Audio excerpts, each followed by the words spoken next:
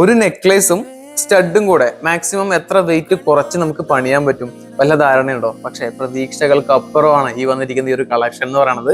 ഈ കാണുന്ന ഒരു കുഞ്ഞു നെക്ലേസും ഒരു സ്റ്റഡും കൂടെ ചേരുമ്പോൾ 3 ഗ്രാം ഇതിന്റെ വെയിറ്റ് വരുന്നുള്ളൂ കേട്ടോ. ഗിഫ്റ്റിങ്ങിന് ബെസ്റ്റ് ഓപ്ഷൻ എന്ന് പറഞ്ഞാലും പോരാ, അത്രയും ബ്യൂട്ടിഫുൾ കളക്ഷൻ ആണ്. അത്രയും വെയിറ്റ് കുറച്ചിട്ടാണ് വന്നിട്ടുള്ളത്. ചേട്ടാ ഡിസൈൻ ഒന്ന് ക്ലിയർ ആയി കാണിച്ചു കൊടുത്തു നോക്കിയേ.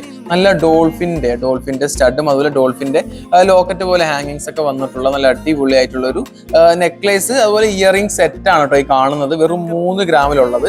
പിന്നെ ഇങ്ങോട്ട് വരികയാണെന്നുണ്ടെങ്കിൽ വേറെയും ഒത്തിരി കളക്ഷൻസ് നമ്മളിവിടെ മാറ്റി വെച്ചിട്ടുണ്ട്. ഇതും 3 ഗ്രാം തന്നെ വരുന്നത്.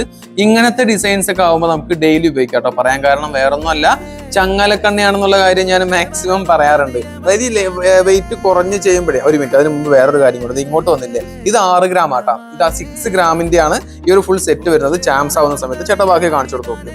കാരണം വേറൊന്നുമല്ല, ലൈറ്റ് വെയിറ്റ് ആവുന്ന സമയത്ത് ഈ ബോക്സ് ചെയിൻ, ഈ ചങ്ങലക്കണ്ണി, അങ്ങനെയുള്ള പെർട്ടിക്കുലർ ചെയിൻസ് ആണ് നമുക്ക് ഡെയിലി യൂസ് ചെയ്യാൻ പറ്റുന്നത്. കാരണം എന്നാലേ ബലം കിട്ടത്തുള്ളൂ. ഇതെല്ലാം ബോക്സ് ചെയിൻ, ചങ്ങലക്കണ്ണിയാണ് കേട്ടോ. ഇത് കുറച്ച് ഡിഫറെന്റ് ആയിട്ടുള്ള ഒരു ചെയിൻ ആണ്, പ്ലെയിൻ ആണ്.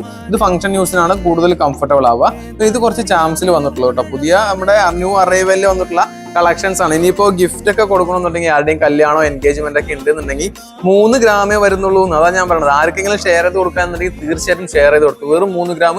ഞാൻ പറഞ്ഞില്ലല്ലോ, ഇത് 22 ക്യാരറ്റ് ആണ്, 22 ക്യാരറ്റ് ആണ്.